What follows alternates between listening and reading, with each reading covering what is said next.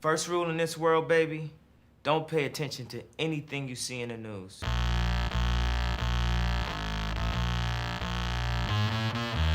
Guys, it has been a minute since we've done a full Kanye video on the channel. So long, he almost dropped an album before I got back to yapping about him. It got delayed. Today we're going to be talking about Kanye's filmography. This guy has either made or starred in 5 movies, which for a musician, I feel is a lot. Not 5 documentaries, not 5 music videos, 5 actual films. So strap in, get some popcorn, because we're going to be discussing peak cinema. I am excluding the documentaries. I know that's what most people think of when they think of Kanye movie, but for this video, I wanted to stick more with the album connected stuff and whatever lore is hiding in there. The docs, in my eyes, are more like research aids for other videos than videos in themselves. You'll see me bring them up eventually, but not here. Same thing goes for cameos. There are for some reason a lot of Kanye cameos in movies. I'm not going to go over those either.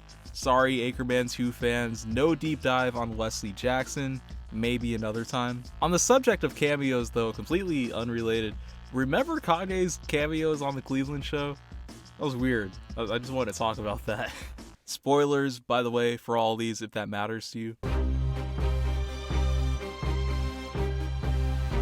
Let's start with the weird one. In my research for this thing, I nearly missed one of the strangest films I think I've ever seen. In 2008, we got 808s and Heartbreak. In my opinion, this is still Kanye's most experimental and unique era, partly because of stuff like this. Director Spike Jonze had been working with Ye on a video for the song See You in My Nightmares, but as they developed it, they decided to pivot from a music video to a short film inspired by the themes of the album, giving us We Were Once a Fairy Tale in 2009.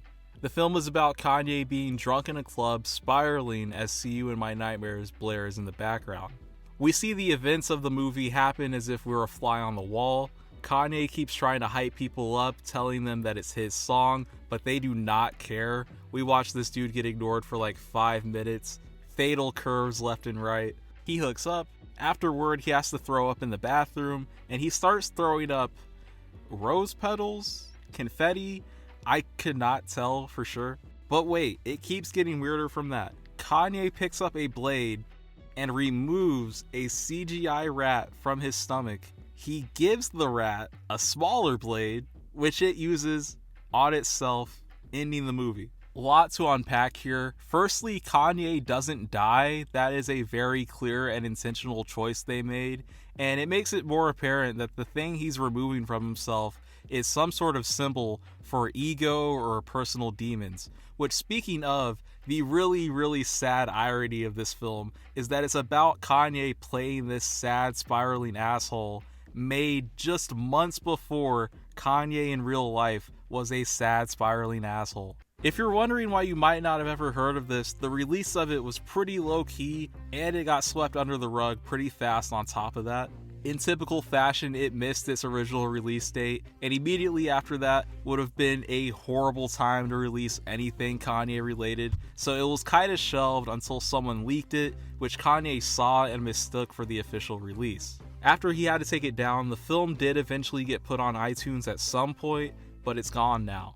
All in all, you can tell this wasn't ever destined to be some major earth-shattering thing, but you can tell it wasn't intended to be that either. It and so many of the things we got out of the 808s era feel like that. Kanye was more open to doing random expressive things like this and just put it out there. And the year after, we would see that this introductory filmmaking experience lit some kind of fire in Kanye, as 2010 would be his directorial debut with Runaway. The 2010 Kanye comeback. What a time to be alive. With production on My Beautiful Dark Twisted Fantasy wrapping up, Kanye and Hype Williams flew to Prague to shoot the album's accompanying film. Inspired by the iconic visual albums of the 80s like Purple Rain and Thriller, Runaway took the aesthetic, mood, and themes of Twisted Fantasy and translated it pretty seamlessly to film. The movie starts with Kanye's character Griffin driving through the woods to Dark Fantasy and getting cut off by a falling meteor. He discovers the meteor was a phoenix and takes her back home with him. At Griffin's home, Gorgeous plays as you see the phoenix acclimate to, well, being on Earth. The next scene, we see Griffin playing the beat to Power and the Phoenix dancing. Slept on moment is when that scene fades into the All of the Lights section. Very nice. The All of the Lights scene, I'm not gonna lie, it's always confused the hell out of me. It's the giant MJ head, man. What the hell is it doing here? Is Griffin showing the Phoenix MJ's importance? Is the song canon in the movie? Why am I overthinking this? Just beyond that is the core chunk of the movie, the second act, if you will, the dinner scene. Your girlfriend is really beautiful. Thank you. Do you know she's a bird? No, I never noticed that. At dinner, Griffin and the Phoenix are clearly a bit ostracized from everyone. We watch them be very confused by the bird's mannerisms. This is when he launches into Runaway, the film's defining moment hands down. The way it's put together really makes it a beautiful scene, and for the plot, perfectly displays when this romance hits the point of no return. When the Runaway section ends, the main course of the dinner is served. It's turkey.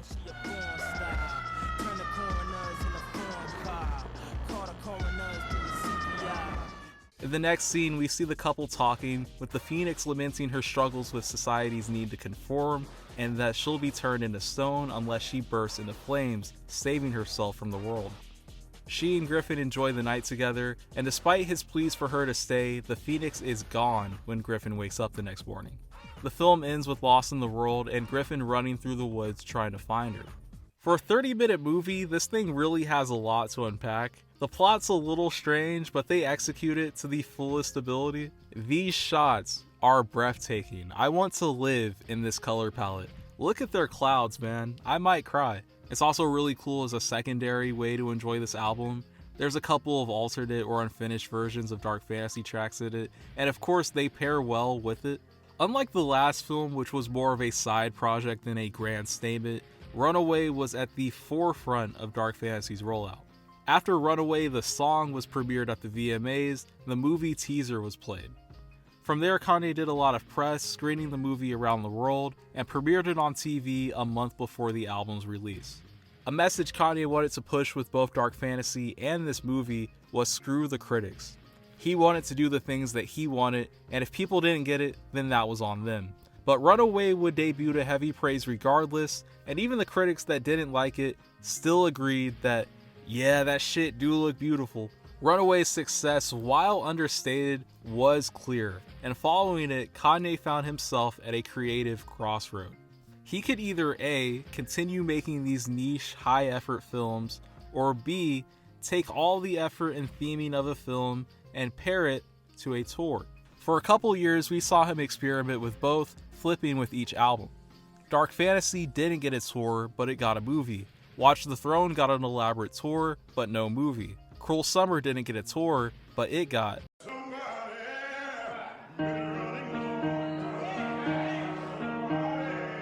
by far the most mysterious movie here, Cruel Summer. In 2012, Ye and his Good Music label shot this movie in Qatar and premiered it at that year's Cannes Festival. Yo, I'm editing right now. I don't know why the hell I said can like that. I have no excuse. I was trying too hard to get it right and somehow got it the wrongest way possible. I watched Entourage. I don't understand how I still fucked this up. But yeah, I'm saying it wrong the entire video. My bad. For this one, Ye and his team pulled out all the stops. This wasn't just a Cannes movie, it was a 7-screen experience in its own giant tent. As for the film itself, it's gone. Cannes was the only time it was ever shown to the public, and the word public is honestly pushing it, because these journalists didn't document shit. No cam rips, no leaked cut, practically nothing, making this another excruciating piece of Kanye lost media. Before somebody comments and says, this isn't lost, it's on YouTube right there. That is not it. Everywhere you look, people will falsely state that this film is only missing a little bit. No, it's missing like 90% of its footage, aka the entire gimmick of the movie. The audio has been found, which I'll get into in a sec, but for simplicity's sake, I'm calling this a lost movie. This video, by the way, I got a rant. I hate when people do this. The Cruel Summer movie on YouTube is presented as if it's the full thing, when in reality, it's the found audio and the 6 minutes of found footage looping for the entire time. Like, I get people need views, but for God's sakes, be transparent about what you're doing. There are people in the comments of this convinced that Kanye West took 6 minutes of looping footage to a film festival and was taken seriously. Blatant misinformation. Alright, let's get into the plot. What we know from both article descriptions of the movie and the leaked dialogue is that this movie was about Kid Cudi playing a luxury car thief, falling in love with a princess. Due to his lack of honor, he is blocked from pursuing her by the family, but goes on a mission to prove himself and be with her. The audio, which is supposed to be most of the film, contains very little dialogue, which means you can't really get a good summary from it. The music being such a large focus of the thing means that instead of telling the plot, they show us entire scenes unnarrated. A fine practice, it didn't hurt Runaway, but Runaway wasn't lost media, so you could actually understand the plot there. I am broken up about what happens to this thing. The audio is so promising, I just wish I could see what was going on. Since it was made prior to the album being finished, we have a bunch of exclusive unreleased music in it. They throw up some Coldplay for some reason, and the bits of footage that we do have look insane. The 7-screen gimmick I really wasn't sold on at first. Obviously it's because I'm not there to really see the thing, but I was proven wrong by how they compose these scenes for that setup. On the surface, I thought it would just be basic panoramas for every shot, but no, they are very deliberate about what is being put where and making the screens more unique. Overall, just insanely intriguing. Movie footage of this definitely exists. Somewhere there's got to be a full cut of this. The production company literally posted some of it. They have to have the full thing like rotting on a server somewhere. It seemed to be pretty well received at Cannes. Ye didn't crash out afterward, but still nothing really came of it. With how hard it would be to release the movie without the screen experience, and the fact that pretty soon after this Ye would be entering a completely different era with Yeezus, the film was abandoned. Which, while we're on it, Ye has wasted so much money just on projects like this in general. Millions of dollars to make something no one gets to see. This isn't even the only movie like that in this video. Anyway, with Yeezus, Kanye was back on that crossroad from earlier. This time he chose to put all his effort into the tour, and from here on out, kinda stuck to that. A bit unfortunate, but the reality of things is very simple. Runaway and Cruel Summer were passion projects. The Watch the Throne tour was a passion project that made $70 million. As much as I would have loved to see a Yeezus adaptation or something of the sort, monetarily that would have bombed, and what's really the point when you can structure the concert in acts just like a movie and give the same effect while also doing your tour? It basically killed two birds with one stone and made a bunch of money. So in terms of the more grand storytelling efforts from Kanye, they live on through his shows. An example of this people don't often mention was his performance of 808s and Heartbreak in 2015. For no reason at all, Kanye just said screw it, put a bunch of stuff together, and made a live version of 808s and Heartbreak. And stuff like that, dare I say, I might prefer to these short films.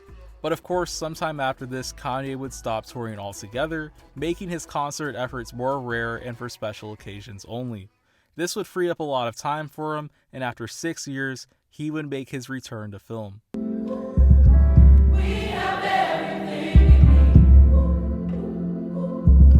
The Wyoming era saw Kanye go very minimal with everything. He had already been veering in that direction, but the Jesus is King era was when you could really see it in everything he did, including this film.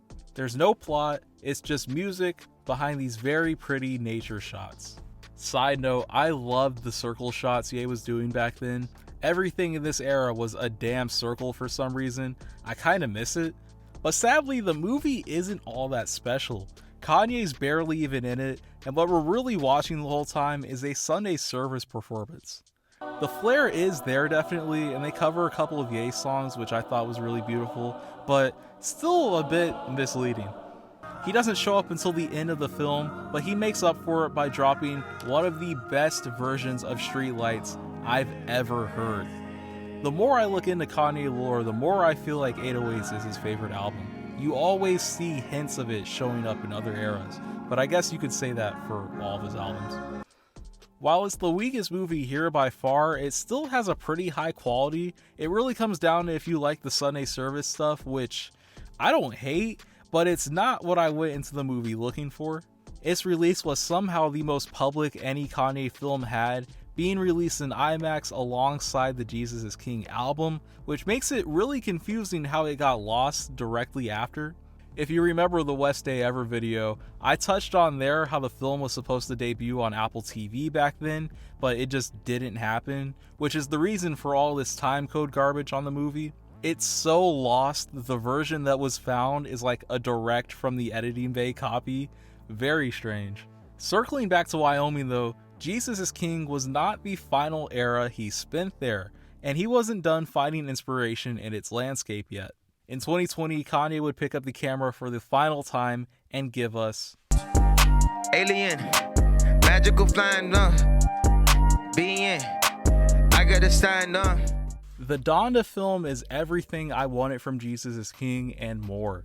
This one was not made for the Donda album we have now, but for the one we were supposed to get in 2020, which means that this movie, despite being completed, is also unreleased alongside the music in it, which I would say is its biggest quality. I was pretty surprised by how finished the music sounds in this. There's some mumble in there, but in my mind, I always imagined this state of Donda was like mostly demos mixed with Yandhi, God's Country, and whatever the hell else was being worked on back then. But nah, this is basically a finished album, which goes to show how damn far the bar is dropped. This was unreleasable, but Vultures 2 was? What the hell? Some standouts on here being Pusha T on Off the Grid, 24, Alien, Future Sounds, and the closing track, Crash Landing. A lot of this album got passed on to Utopia, as many of you know, but having their original versions is pretty nice for comparison's sake. There isn't really a plot in this one either. There are themes of maternity and life, but nothing's really cohesive. There's this thing with an egg, and by the end we see it glowing, but that's about it. Cinematography wise, this is the best shot thing he's put out by far. I am naturally biased to nature shots, but I think we can all agree this is a pretty film. Its production was pretty low-key. After it didn't come out in 2020, I think most people just assumed it didn't get finished, but it would leak in 2023 on Vimeo of all places. It got taken down, which means somebody, I guess, is still looking over this thing, but that's basically it. After this, Kanye has not really made another serious attempt at film. When Donda was ready to come out, he had shifted back to listening parties, telling stories through that instead. Donda 2's listening party was screened in theaters, which had to be a miserable experience with how chaotic that event was. And in the Vultures era, he teased an AI movie for those albums, which I hope was a troll, but just know there's a chance that that got worked on for some reason. We did technically get a Bully movie back in 2024, but it's not much of a movie. It's just his son Sate beating up wrestlers, that's all. Wrapping up, I'm gonna say check out all of these. They're all short films, so you could really just binge every one in a few hours, and they're a pretty neat piece of Kanye history. Will he make any more? Probably not. Like I've been touching on, there isn't really much of a point of making a movie when you could just make a tour with the quality of a movie. And as a fan, I'd much rather Kanye go on tour anyway. It's been 10 years since the Pablo tour. That's insane. But who knows, maybe we'll see something new on the horizon. There's always a 1% chance that the 20 Bully delays have been so we can finally get our cinematic masterpiece. That's everything for this one, guys. Comment down below which one of these is your favorite, which one looks the best. I'm pretty split between Cruel Summer and Runaway, but the camera work in the Wyoming movies I love dearly as well. Like, subscribe, follow the socials. We just hit 7K on here, which is insane. Super happy about that. Getting closer and closer to 10K, which I flat out can't believe, so thank you all for that. Next video won't take as long, hopefully. I want to get it out maybe by the end of the month. I know it's a bit unrealistic, but that's the goal. I'm going to try to have that out of the way and then start working on some heavier projects. So that's kind of where I'm headed right now. Stay clouded, everyone. See ya.